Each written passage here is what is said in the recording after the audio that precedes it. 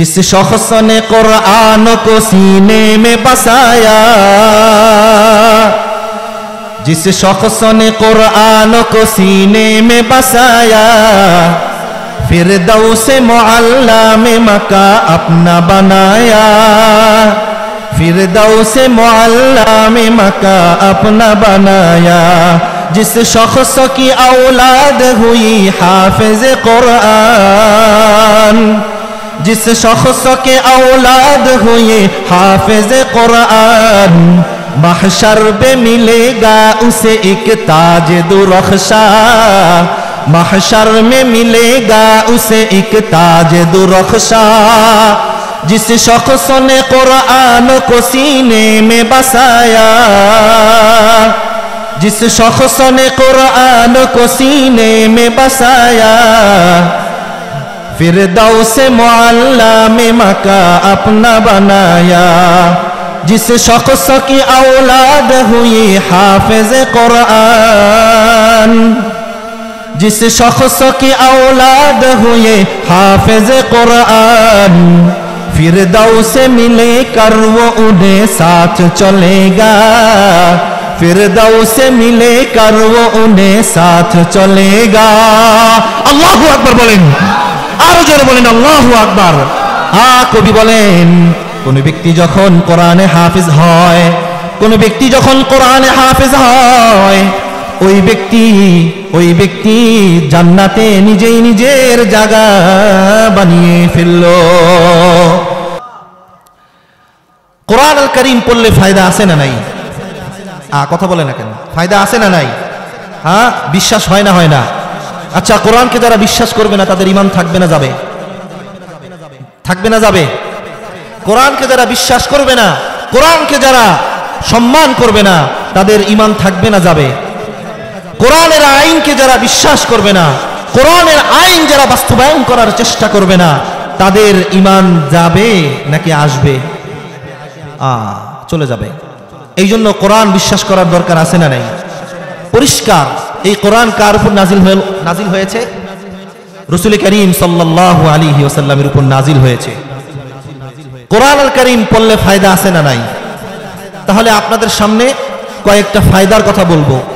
লম্বা চূড়া আলোচনা করব না, সংক্ষিপ্তভাবে আপনাদের সামনে আলোচনা করব। দেখেন রাসূল করিম সাল্লাল্লাহু আলাইহি ওয়াসাল্লাম কি বলেন। قال رسول الله صلى الله عليه وسلم، قال رسول الله صلى الله عليه وسلم، من قرأ حرفا من كتاب الله فله به حسنة والحسنة بعشر أمثالها، لا أقول ألف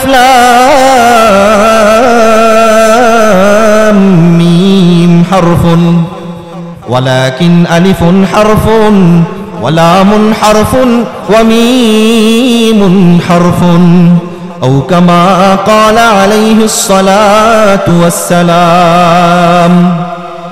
রাসূল করিম সাল্লাল্লাহু আলাইহি ওয়াসাল্লাম বলেন, কোন ব্যক্তি যদি কোরআন আল কারীমের একটা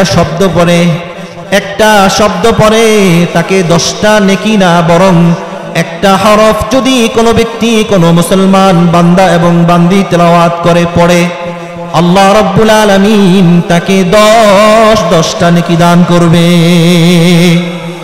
ওয়াল হাসানাতু বিআশরি আমসালিহা, রাসূল বলেন একটা হরফ পাঠ করলে আল্লাহ রাব্বুল আলামিন 10টা নেকি দান করবেন। বলে হ্যাঁ, 10টা নেকি দান করবেন ঘোষণা। তবে জান্নাতের মধ্যে আল্লাহ রাব্বুল আলামিন এর জাযা দান করবে 70 থেকে তার ঊর্ধ্বে।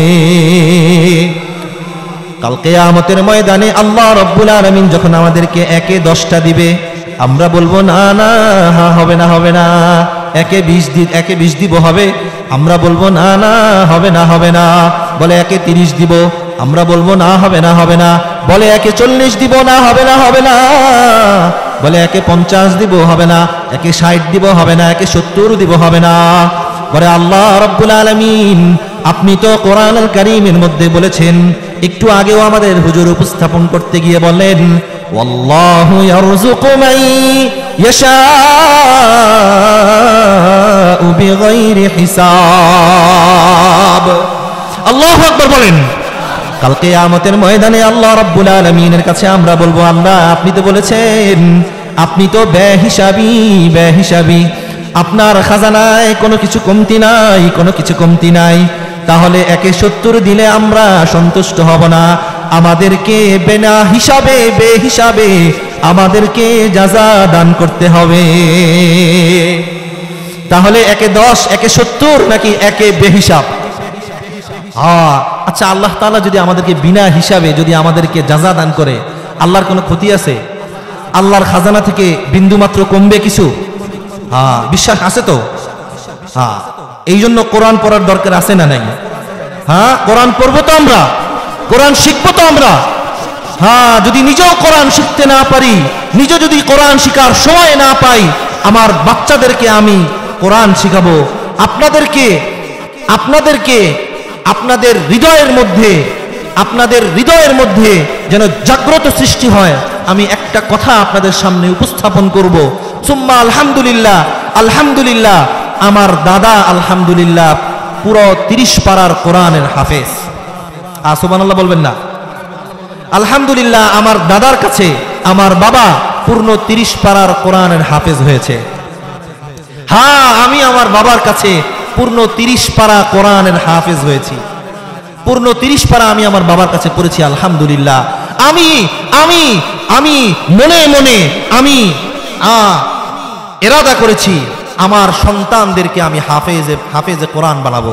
আপনারা রাজি আছেন তো? আপনাদের বাচ্চাদেরকে কোরআনের হাফেজ বানাবেন তো? কারা কারা প্রস্তুত আছেন হাত তুলে দেখান। আল্লাহ আমাদের সকলের হাতকে কবুল করেন, বলেন আমিন। ভাই, কোরআন আল কারীমের যদি হাফেজ একজনকে বানাইতে পারি, আমাদের মাথার মধ্যে কাল কিয়ামতের ময়দানে আহসানু মিন দাউইশ শামসি এবং নূরের টুপি আল্লাহ রাব্বুল আলামিন আমাদেরকে পরাবেন। রাসূল বলে, ওই নূরের টুপি, ওই যে আসমানে দেখেন সূর্য, ওই যে আসমানে দেখেন চন্দ্র, ওই যে আসমানে দেখেন নক্ষত্র, এইগুলোর চাইতেও বেশি নূরে নূরান্বিত এবং আলোকিত হবে। কবি বলেন, जिस शख्स ने कुरान को सीने में बसाया, जिस शख्स ने कुरान को सीने में बसाया, फिरदौस मुअल्ला में मका अपना बनाया, फिरदौस मुअल्ला में मका अपना बनाया। जिस शख्स की औलाद हुई हाफिज कुरान, जिस शख्स के औलाद हुए हाफिज कुरान, महशर पे मिलेगा उसे एक ताज दुरख्शा, महशर में मिलेगा उसे एक ताज दुरख्शा। जिस शख्स ने कुरान को सीने में बसाया, जिस शख्स ने कुरान को सीने में बसाया, फिरदौस मुअल्ला में मका अपना बनाया। जिस शख्स की औलाद हुई हाफिज कुरान, जिस शख्स की औलाद हुए हाफिज कुरान, फिरदौस मिले कर वो उन्हें साथ चलेगा, फिरदौस मिले कर वो उन्हें साथ चलेगा। अल्लाहु अकबर बोलें, আরো জোরে বলেন আল্লাহু আকবার। কবি বলেন, কোন ব্যক্তি যখন কোরআনে হাফেজ হয়, কোন ব্যক্তি যখন কোরআনে হাফেজ হয়, ওই ব্যক্তি জান্নাতে নিজেই নিজের জায়গা বানিয়ে ফেলল। রাসূল বলেন, কোন ব্যক্তি যখন কোরআনের হাফেজ হয়, নিজে কোরআনে হাফেজ হয়, সাথে সাথে সন্তানদেরকেও হাফেজে কোরআন বানায়। বলে ফিরদৌসে মুআল্লা, ওই ব্যক্তির জন্য কাল কিয়ামতের ময়দানে তাদের বাবা এবং মাকে নূরের টুপি পরিয়ে দিবেন। কবি এই কথাই বলতেছেন, রাসূলের হাদিসকে টাইনে আইনা উনি ওনার ভাষায় বলছেন। তাহলে কোরআনের হাফেজ হইলে ক্ষতি আছে না লাভ আছে? কোরআনের হাফেজ যদি একটা সন্তানকে আমরা বানাইতে পারি, পরিবারের ভিতরে একটা সন্তান যদি কোরআনের হাফেজ বানাইতে পারি, হ্যাঁ যদি আহলদের ভিতরে একটা সন্তানকে হাফেজ বানাইতে পারি, হ্যাঁ যদি একটা সন্তানকে যদি আমরা হাফেজ, নিজের পরিবারের ভিতরে যদি সন্তান না থাকে, গোষ্ঠীর ভিতরে যদি একটা সন্তান না থাকে, তাহলে এলাকার ভিতরে মাদ্রাসার ভিতরে অনেক গরিব সন্তানেরা আছে, তাদের পড়াশোনার ভার এবং দায়িত্ব আমরা পালন করে কাল কিয়ামতের ময়দানে নূরের টুপির মালিক হওয়ার ইচ্ছা আছে না নাই? কার কার আছে? আল্লাহ আমাদের সকলকে কবুল করেন, বলেন আমিন। তাহলে এই মাদ্রাসার প্রতি আপনারা খোঁজখবর রাখবেন তো?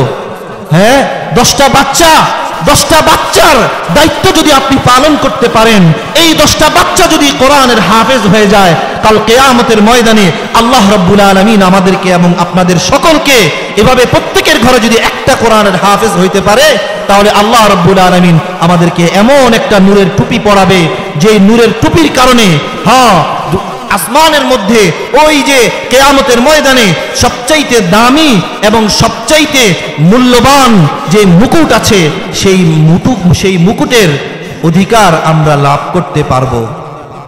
ঠিক কিনা ভাই? রাজি আছেন তো? হ্যাঁ, রাজি আছেন তো? আল্লাহ রাব্বুল আলামিন আমাদের প্রত্যেকের ঘরে একজন করে কোরআনের হাফেজ বানাবার তৌফিক দান করুন, বলেন আমিন। এবার 2 নাম্বার ফায়দা, রাসূল কারীম সাল্লাল্লাহু আলাইহি ওয়াসাল্লাম বলেন, ইন্না হাযিহিল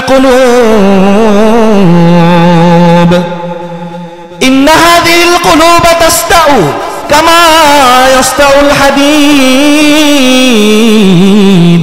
ইযা আসাবাহুল মা قيل وما جلاؤها يا رسول الله قال كثرة ذكر الموت وتلاوة القرآن রাসূলুল্লাহ বলেন, কোন ব্যক্তি যখন গুনাহের মধ্যে ডুবে যায়, নিজের অন্তরকে এমন ভাবে নষ্ট করে, ওই ব্যক্তি আর কোনো উপায় নাই। রাসূল বলেন, মানুষের অন্তরের ভিতরে, মানুষের বক্ষের ভিতরে একটা কলব আছে। কলব কি আছে? একটা কলব আছে। এই কলবটা মানুষ গুনাহের কারণে নষ্ট করে ফেলে। কি করে? নষ্ট করে ফেলে। বলে ওই কলবটা যদি ঠিক করতে চাও, তবে 2টা সূরত। বলেন কয়টা সূরত? বলে রাসূল বলে ওই যে দেখো, লোহার মধ্যে পানি পড়লে যেমন জং ধরে যায়, মানুষের অন্তরের মধ্যে গুনাহের কারণে মানুষের অন্তরের মধ্যে জং ধরে যায়, কলবের মধ্যে জং ধরে যায়। সাহাবাদেরকে বললেন, 2টা কর্মসূচির মাধ্যমে তোমাদের গুনাহি অন্তর এবং তোমাদের গুনাহি কলবকে পরিষ্কার করতে পারবে। সাহাবারা প্রশ্ন করলেন, قيل وما جلاؤها يا رسول الله ওগো আল্লাহর রাসূল, কিভাবে আমাদের অন্তরকে, আমাদের কলবকে পরিষ্কার করব? রাসূলুল্লাহ বলেন, কাসরাতু যিকরিল মাউত ওয়া তিলাওয়াতুল কুরআন। বলেন 2টা জিনিসের মাধ্যমে তোমাদের কলবকে পরিষ্কার করতে পারবে। এক নাম্বার কাসরাতু যিকরিল মাউত, বেশি বেশি মৃত্যুর স্মরণ করা। বলেন বেশি বেশি কি করা? মৃত্যুর স্মরণ করা। 2 নাম্বার ওয়া তিলাওয়াতুল কুরআন, বলে বেশি বেশি কোরআনুল কারীম তেলাওয়াতের মাধ্যমে, বেশি বেশি কোরআনুল কারীমের তেলাওয়াতের মাধ্যমে গুনাহি অন্তর, গুনাহ দ্বারা কলব যে নষ্ট হয়ে গিয়েছে, বেশি বেশি মৌতের কথা স্মরণ আর বেশি বেশি কোরআনুল কারীমের তেলাওয়াতের দ্বারা আল্লাহ রাব্বুল আলামিন কলবকে পরিষ্কার করে দিবেন। কোরআনুল কারীমের মধ্যে আসছে, ইল্লা মান তাবা ওয়া আমিলা আমালান সালিহান ফাউলাইকা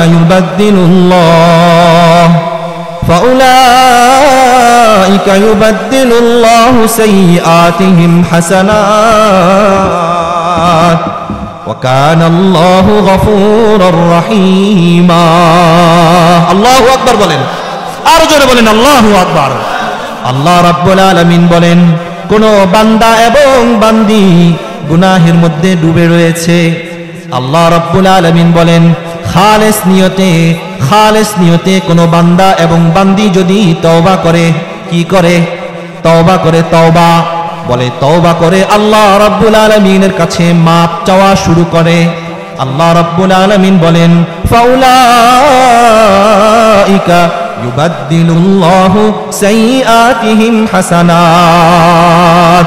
আল্লাহ রাব্বুল আলামিন বলেন ওই ব্যক্তি তওবা করার দ্বারা আল্লাহ রাব্বুল আলামিন তার গুনাহকে পরিবর্তন করে সওয়াব দ্বারা পরিবর্তন করে তার আমলনামায় ভরপুর করে দিবে। তওবা করলে ফায়দা আছে না নাই? কোরআনুল কারীম তেলাওয়াত করলে ফায়দা আছে না নাই? তাহলে কোরআনুল কারীম তেলাওয়াত করবেন তো ইনশাআল্লাহ। আচ্ছা, অনেক নাস্তিক এবং মুরতাদরা বলে কোরআন কারীম না বুঝে পড়লে বলে কোনো ফায়দা নাই, বলে না? এরকম অনেকে বলেছে। কোরআন কারীম বলে দেখলে বলে কোনো সওয়াব নাই, না বুঝে তেলাওয়াত করলে বলে সওয়াব নাই। এটা কি ঠিক না বেঠিক? বেঠিক না? কোরআন কারীম যারা তেলাওয়াত করতে পারে না, দেখলেও সওয়াব, পড়লেও সওয়াব, শুনলেও সওয়াব। যদি কোনো বান্দা এবং বান্দি যদি কোরআন আল কারীম নাও পারে, পড়তেও না পারে, বলে দেখলেও ওই ব্যক্তির আমলনামায় আল্লাহ তাআলা সওয়াব দ্বারা ভরপুর করে দিবেন। তাহলে কোরআন আল কারীম তেলাওয়াত করবেন তো আপনারা ইনশাআল্লাহ। যারা পারি না তারা কোরআন আল কারীমের তেলাওয়াত শিখবো তো ইনশাআল্লাহ। এখন আমাকে অনেকে বলবেন যে হুজুর অনেক কষ্টে সূরাতুল ইয়াসিন, সূরা ইয়াসিন এটা শিখছি হুজুর, এবার বলেন তো সূরাতুল ইয়াসিন পাঠ করলে কি পরিমাণ সওয়াব, এর ফায়দা কি আমাদেরকে একটু বলে দেন। তাহলে যেহেতু পুরো কোরআন শরীফ পারি না, সূরা ইয়াসিন তো পারি, তাহলে সূরা ইয়াসিন ইনশাআল্লাহ এতদিন যা পড়ছি তো পড়ছি, আগামী থেকে সূরাতুল ইয়াসিন একদিনও ইনশাআল্লাহ মিস করব না। আগামীকাল থেকেই এটার উপর আমল করার চেষ্টা করব। এবার হুজুর আপনি বলেন, এবার শুনেন, আমার কথা না, আমার কোনো বানানো কথা না, আমার কোনো মন গড়া কথা না। রাসূল বলেন ইন্না মান ক্বারাআ সূরাতাল ইয়াসিন মান ক্বারাআ সূরাতাল ইয়াসিন ইবতিগাআ ওয়াজহিল্লাহি তাআলা গুফিরা লাহু মা তাকদ্দামা মিন যামবি আও কামা ক্বালা আলাইহিস সালাতু ওয়াস সালাম। রাসূল বলেন মান ক্বারাআ সূরাতাল ইয়াসিন ইবতিগাআ ওয়াজহিল্লাহি তাআলা, কোন ব্যক্তি যখন ফজরের নামাজের পরে বলে, ফজরের নামাজের পরে যদি সময় না হয়, যদি সারাদিনে একবার সূরা ইয়াসিন পাঠ করে, আল্লাহ রাব্বুল আলামিনকে সন্তুষ্ট উদ্দেশ্যে, আল্লাহ রাব্বুল আলামিনকে রাজি খুশি করার জন্য, রাসূল বলেন গুফিরা লাহু মা তাকদ্দামা মিন যামবি। রাসূল বলেন তার জিন্দেগীর সমস্ত গুনাহগুলো সূরা ইয়াসিনের পাঠ করার কারণে জিন্দেগীর সব গুনাহগুলো ক্ষমা করে দিবেন। সুবহানাল্লাহ। আসতে হইছে না? আসতে হইছে, আরো জোরে কোয়া লাগবে। আপনারা খুশি এই পরিমাণ হওয়ার দরকার। আপনি একটু দেখেন সারা জীবন কি পরিমাণ গুনাহ আমাদের হইছে। চোখের গুনাহ, কানের গুনাহ, নাকের গুনাহ, মুখের গুনাহ, হাতের গুনাহ, পায়ের গুনাহ, প্রত্যেকটা অঙ্গ প্রত্যঙ্গে আমাদের গুনাহ দ্বারা ভরপুর হয়ে গেছে। আচ্ছা বলেন, নবী মাসুম নাকি? আমরা মাসুম না, আমাদের গুনাহ হবেই। এই গুনাহ রব্বুল আলামিন বলেন কোন ব্যক্তি যদি তওবাতিল্লাহ করে তার গুনাহকে আমি মাফ করব। আমরা মাসুম না, আমাদের তো গুনাহ হয়ে গেছে। তাহলে চলুন না, আসুন না সূরা ইয়াসিন বেশি বেশি পাঠ করে জিন্দেগীর গুনাহগুলো, আমরা আমাদের জিন্দেগীর গুনাহগুলোকে মাফ করে ফেলি। সূরা ইয়াসিন পড়বেন তো ইনশাআল্লাহ। আগামীকাল থেকে কারা কারা সূরা ইয়াসিনের আমল করবেন একটু হাত তুলে দেখান তো। আল্লাহ আমাদের সকলের হাতকে কবুল করেন, বলেন আমিন। এবার অনেকে বলবেন হুজুর সূরা ইয়াসিন পারি আলহামদুলিল্লাহ, পাশাপাশি আরেকটা আমলের সূরা পারি, সেটা কোন সূরা? সেটা হলো কোরআন শরীফের মাঝখানে ওই 15 নম্বর পারায় যে সূরা কাহাফ আছে, এই সূরা কাহাফটা তো আমি পারি আলহামদুলিল্লাহ। এবার বলেন যে সূরা কাহাফের কি ফায়দা একটু বলে দেন, তাহলে আমাদের দিলের ভিতরে আগ্রহ জন্মাবে। হ্যাঁ, এবার শুনুন রাসূল কি বলে। قال رسول الله صلى الله عليه وسلم من قرأ سورة الكهف في يوم الجمعتين من قرأ سورة الكهف في يوم الجمعتين أضاء له ما بين الجمعتين أو كما قال عليه الصلاة والسلام। রসুল বলেন, কোন ব্যক্তি যখন জুমার দিন সূরা কাহাফ তেলাওয়াত করলো, কোন ব্যক্তি যখন সূরা কাহাফ পড়লো জুমার দিন, বলে এক জুমা থেকে অন্য জুমা পর্যন্ত ফেরেশতারা বেষ্টন করে রাখবে এবং এক জুমা থেকে অন্য জুমা পর্যন্ত তার কোনো ক্ষয়ক্ষতি হবে না। এক জুমা থেকে অন্য জুমা পর্যন্ত আপনাকে আল্লাহ রাব্বুল আলামিন নূরে নূরান্বিত করে রাখবে। এবার বলেন সূরা কাহাফ তেলাওয়াত করলে ফায়দা আছে না নাই? হ্যাঁ, এবার বলবেন হুজুর, হ্যাঁ ইশারের পরে সূরা মুলক পড়ি, এবার একটু বলে দেন সূরা মুলকের ফায়দা কি? হ্যাঁ, রাসূল বলেন, قال رسول الله صلى الله عليه وسلم إن في القرآن 30 آية شفعت لرجل حتى غفر له وهي سورة الملك।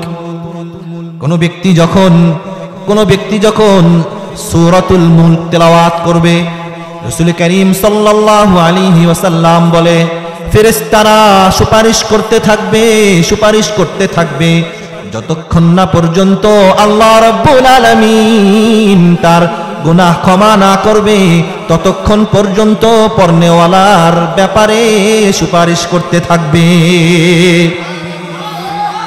সূরা মুলক পড়লে ফায়দা আছে না নাই? পড়বেন কারা কারা আজকে থেকে না কালকে থেকে? চেষ্টা করবেন তো ইনশাআল্লাহ? হ্যাঁ, চেষ্টা করবেন তো ইনশাআল্লাহ?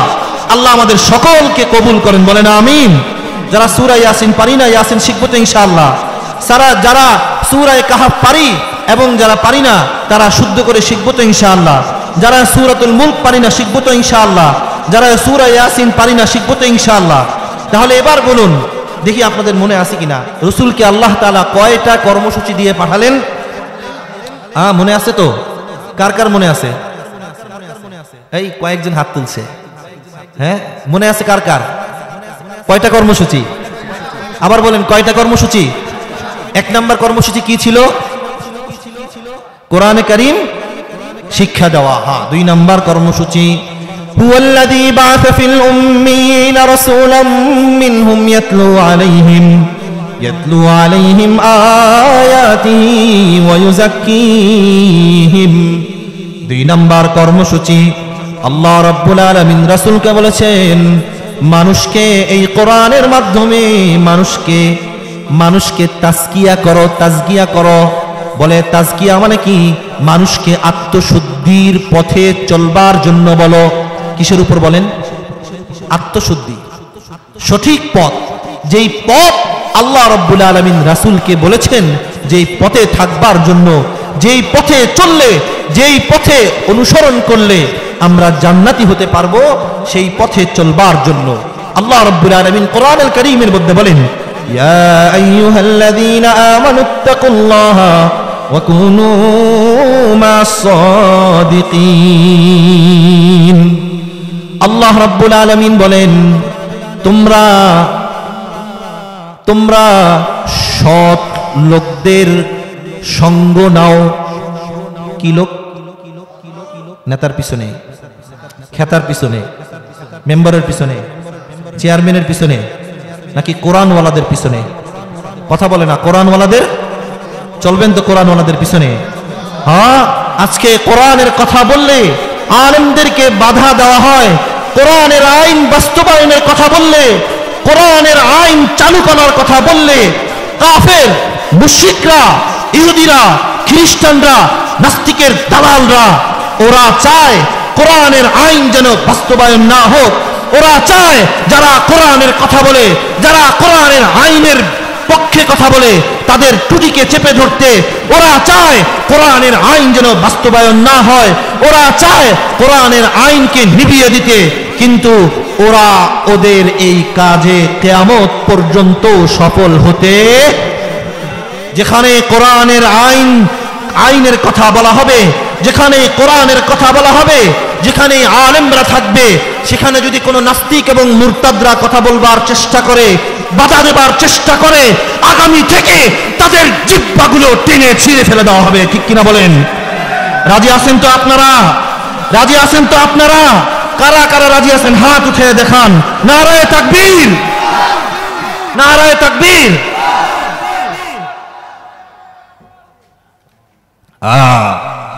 কবি কি বলে জানেন?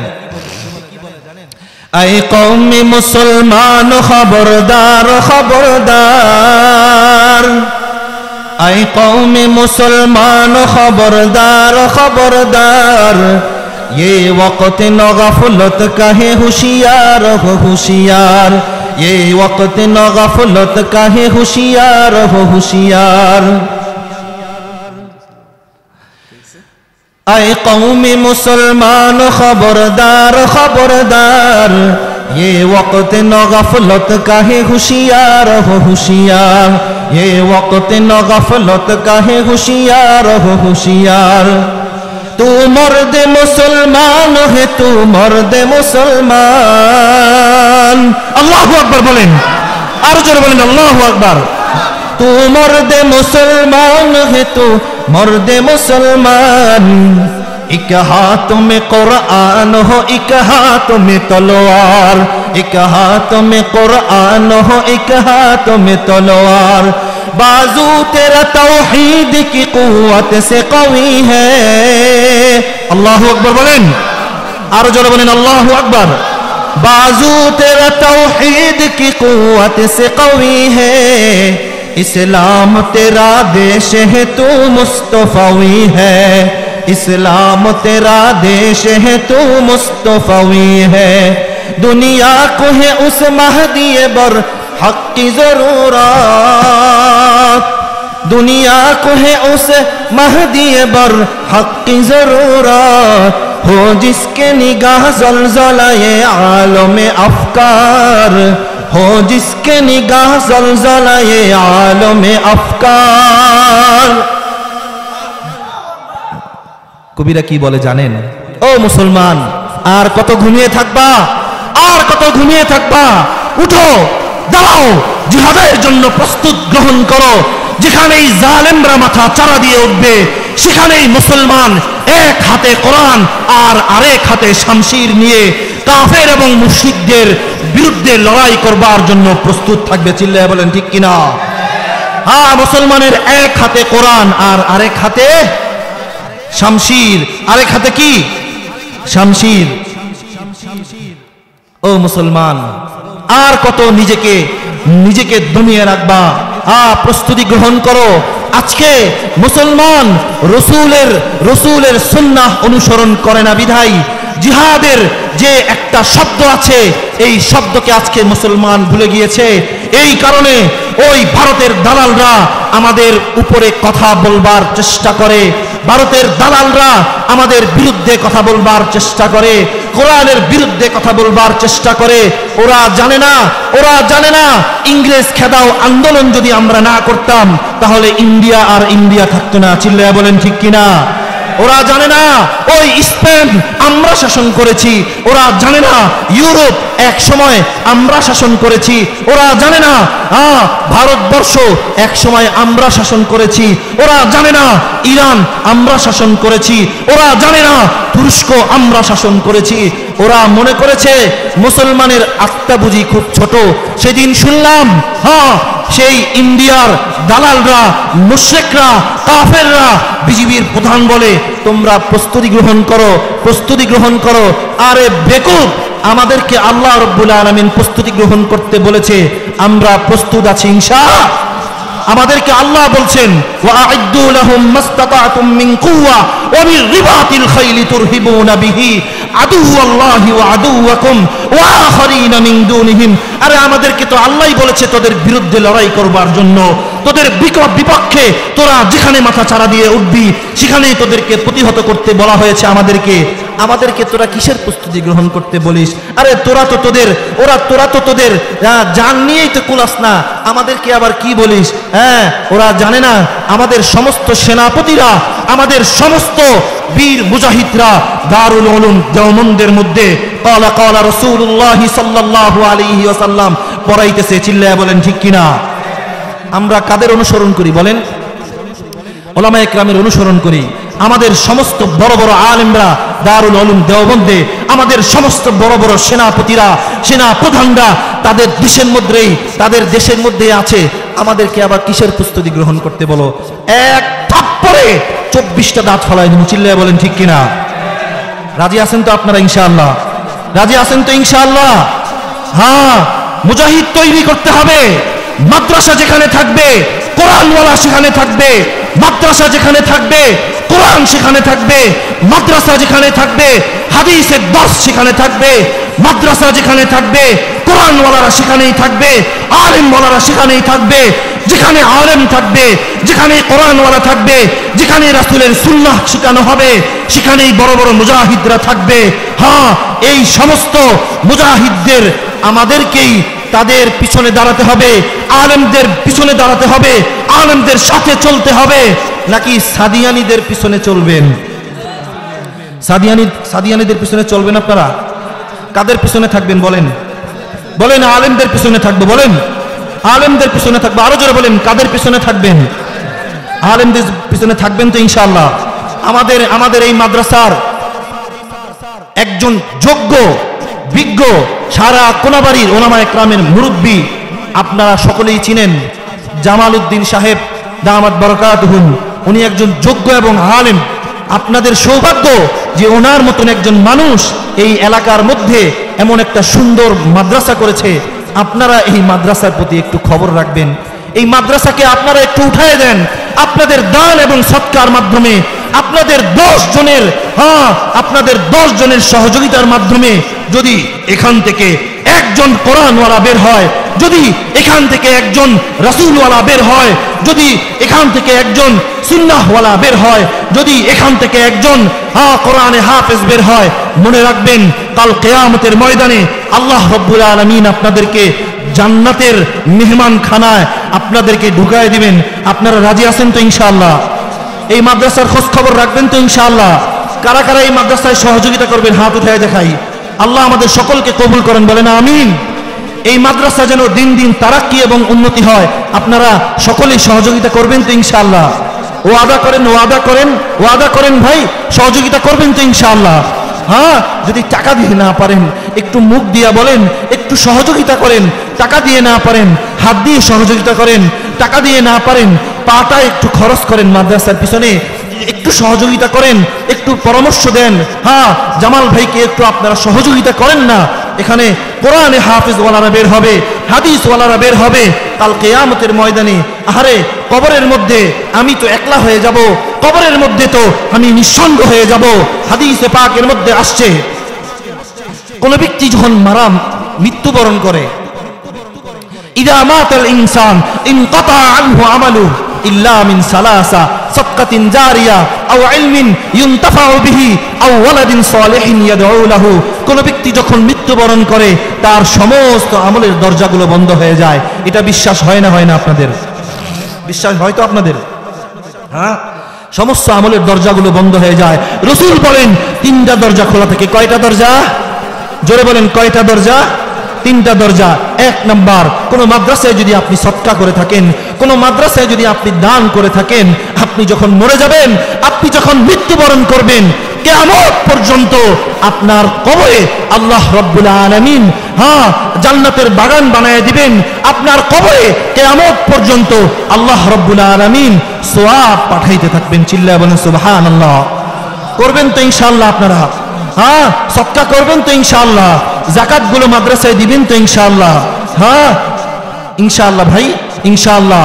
2 নাম্বার আও ইলমিন ইউনতাফাউ বিহি, কোন বাচ্চা যদি, আমার সন্তান যদি আলেম হয়ে যায়, আমি যদি আলেম হই, আমি একজনকে আলেম বানালাম, আমি একজনকে হাফেজ বানালাম। হ্যাঁ, রাসূল বলে কিয়ামত পর্যন্ত ওই ব্যক্তি, ওই ছাত্র, ওই আলেম কিয়ামত পর্যন্ত তাকে হাফেজ বানাইলো, তাকে আলেম বানাইলো, ওই আলেম আরেকজনকে হাফেজ বানাইলো, ওই আলেম আরেকজনকে আলেম বানাইলো। কিয়ামত পর্যন্ত এটা যতদিন পর্যন্ত জারি থাকবে, কিয়ামত পর্যন্ত আমার কবরের মধ্যে আল্লাহ রাব্বুল আলামিন সওয়াব পাঠাইতে থাকবেন আর পাঠাইতে থাকবেন। সুবহানাল্লাহ আসতে হইছে।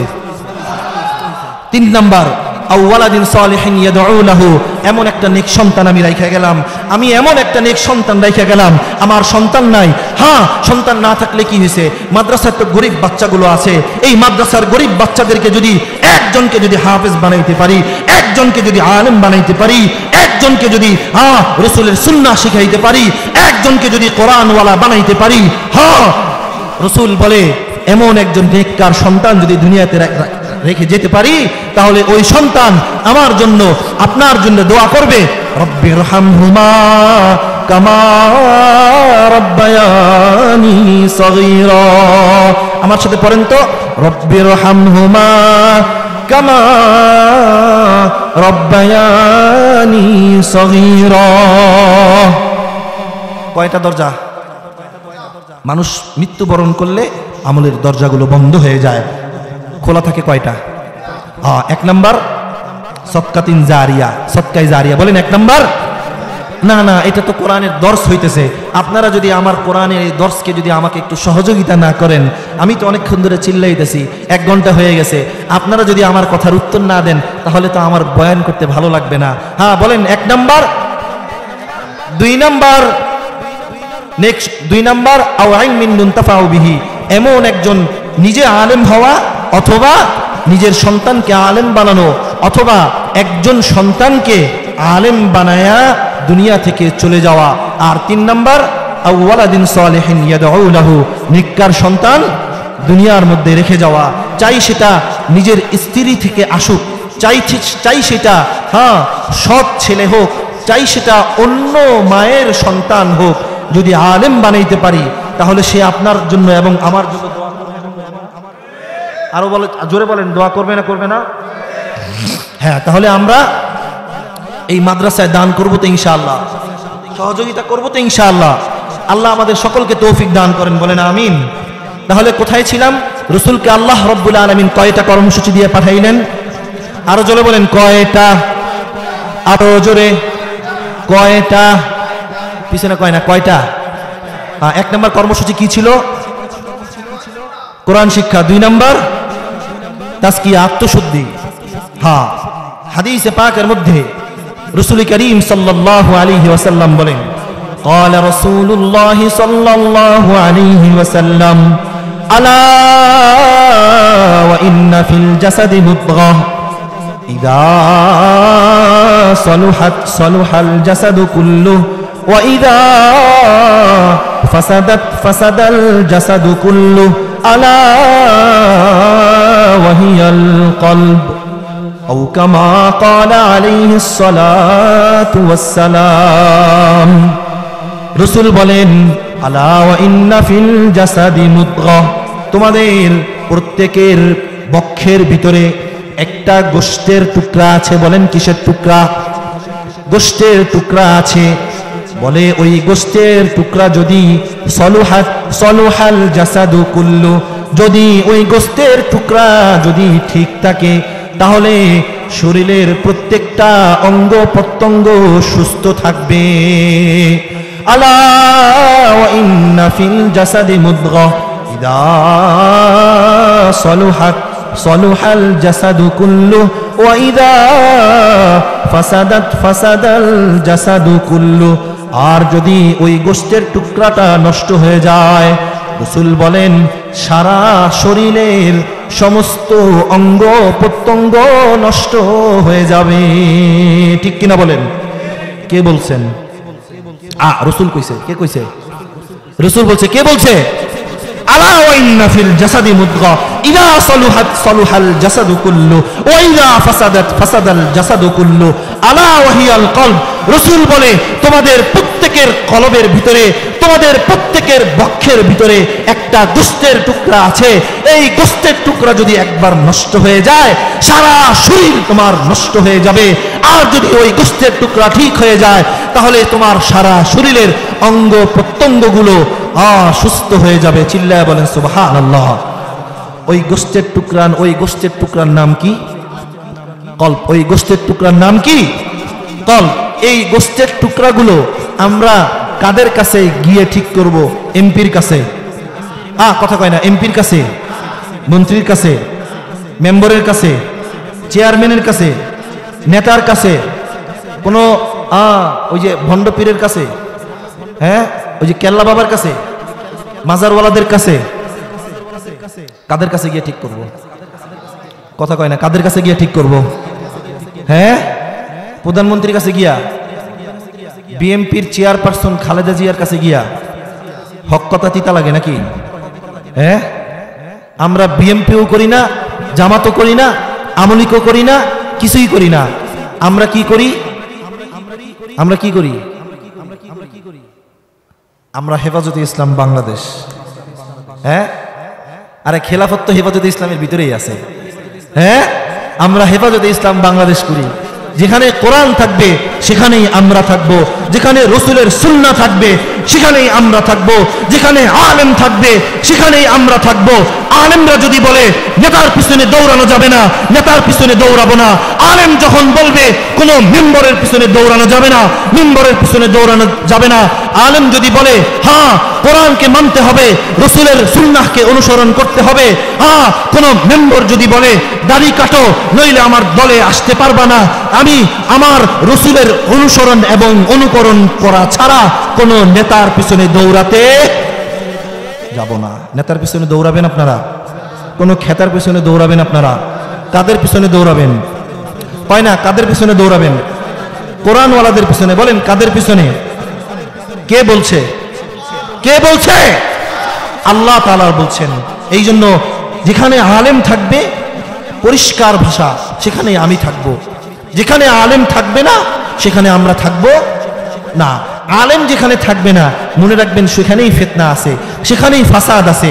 যেখানে আলেম থাকবে সেখানে ফিতনা নাই, ফাসাদ নাই। আলেম যেভাবে বলবে সেভাবেই আমরা চলার চেষ্টা করব তো ইনশাআল্লাহ। আলেমদের পিছনে থাকবো তো ইনশাআল্লাহ। তাহলে কয় নাম্বার কর্মসূচির কথা বললাম? কয় নাম্বার? 1 নাম্বার কি ছিল? 2 নাম্বার? 3 নাম্বার? 3 নাম্বার কলব পরিষ্কার না, এটা তো তাজকিয়ার ভিতরেই আছে। 3 নাম্বার হচ্ছে ওয়ায়ুআল্লিমুহুল কিতাব, অর্থাৎ রাসূলকে আল্লাহ রাব্বুল আলামিন বলেছেন ইলম শিক্ষা দেওয়ার জন্য। কোরআন শিখছো ভালো কথা, এবার কোরআনের তরজমা শিখার দরকার আছে না? কোরআনের ভিতরে যে আল্লাহ তাআলা রাজনীতির কথা বলছে সেই রাজনীতি শিখার দরকার আছে না? কোরআনের ভিতরে যে আল্লাহ রাব্বুল আলামিন বলছেন আলেমদের পিছনে দৌড়াইতে, এটা শিখতে হবে না? শুধু কোরআন পড়লে হবে নাকি কোরআনের অর্থও জানতে হবে? হ্যাঁ, কোরআন না বুঝে পড়লেও সওয়াব, বুঝে পড়লেও সওয়াব। তবে পাশাপাশি কোনো ব্যক্তি যদি বুঝে বুঝে কোরআন শরীফ তেলাওয়াত করে, বুঝে বুঝে যদি কোরআন মানার চেষ্টা করে, তাহলে ওই যে না বুঝে পড়নেওয়ালার চাইতেও বেশি কি সওয়াব আছে। এই জন্য রাসূলকে আল্লাহ তাআলা 3 নাম্বার যে কর্মসূচি দিয়েছেন সেটাই হচ্ছে কোরআনের আইন বাস্তবায়ন করার জন্য, কোরআন অনুযায়ী চলার জন্য, কোরআনের অর্থ শিখার জন্য, মাদ্রাসায় আলেম বানানোর জন্য। বলে বাচ্চাদেরকে যখন কোরআনের হাফেজ বানাবেন, বাচ্চাদেরকে যখন কোরআন পড়া শিখাবেন, পাশাপাশি বাচ্চাদেরকে কিতাব বিভাগে ভর্তি করিয়ে বাচ্চাদেরকে কোরআনের অর্থ শিখাইতে হবে। হ্যাঁ, আল্লাহ তাআলা এই কথাটি রাসূলকে বলেন ওয়ায়ুআল্লিমুহুল কিতাব, বলে ওগো আল্লাহর হাবিব আপনি কোরআন শিখাবেন, কোরআন অনুযায়ী মানুষকে চলার চেষ্টা করবেন, মানুষকে পরিশুদ্ধ করবার জন্য বলবেন, আর পাশাপাশি এই কোরআনের যে এলেম আছে এই এলেমগুলো মানুষের ভিতরে ছড়ায় দিবেন। দাঁড়ে দাঁড়ে গিয়া মানুষকে দাওয়াত দিবেন, দাঁড়ে দাঁড়ে গিয়া মানুষকে কোরআনের তরজমা শিখাবেন। এই কোরআনের তরজমা, এই হাদিসগুলো যখন আমরা জানতে পারবো তখনই আমাদের জন্য মানা কি হয়ে যাবে? সহজ হয়ে যাবে। তাহলে 1 নাম্বার কি?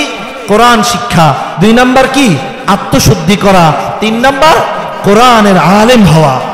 3 নাম্বার কি আলেম হওয়া। নিজে যদি আলেম না হইতে পারি তাহলে পরিবারের একজনকে অন্তত কি বানানো, আলেম বানানো। এবার হলো 4 নাম্বার, হুয়াল্লাযী বা'আথা ফিল উম্মিয়িনা রাসূলাম মিনহুম ইয়াতলু আলাইহিম আয়াতিহি ওয়া ইউযাক্কিহিম ওয়া ইউআল্লিমুহুল কিতাব ওয়াল হিকমাহ ওয়া ইন কানু মিন ক্বাবলু লাফি যালালিন মুবিন। আল্লাহ রাব্বুল আলামিন বলেন, ওগো আল্লাহর হাবিব, বলে মানুষকে হিকমত শিক্ষা দিন। বলে হিকমত মানে কি? তাফসীরবিদগণ বলেন, মুফাসসিরিন ইকরামগণ বলেন, বলে হিকমতের মানা হচ্ছে আপনি যেভাবে বলেন সেভাবে মানুষকে বলতে শিক্ষা দিন। আপনি যেভাবে হাঁটেন সেভাবে মানুষকে চলার জন্য বলেন।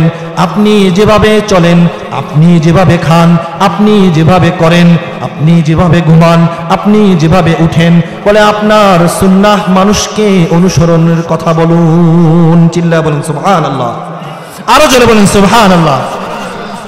আচ্ছা এবার বলেন, আল্লাহ রাব্বুল আলামিন দুনিয়ার মধ্যে সবচাইতে দামি, সবচাইতে শ্রেষ্ঠ নবী আল্লাহ রাব্বুল আলামিন কাকে বানাইলেন? হযরত মুহাম্মদুর রাসূলুল্লাহ সাল্লাল্লাহু আলাইহি ওয়াসাল্লাম। সমস্ত নবীদের উপরে সবচাইতে শ্রেষ্ঠত্ব এবং মর্তবা কার? কথা বলে না। নবীর নাম জানেন না নাকি?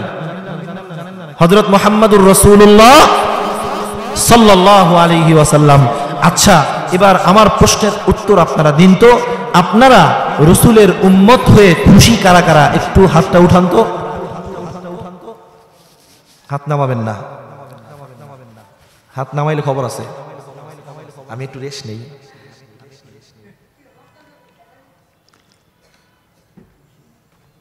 রসুলের উম্মত হয়ে খুশি তো আপনারা?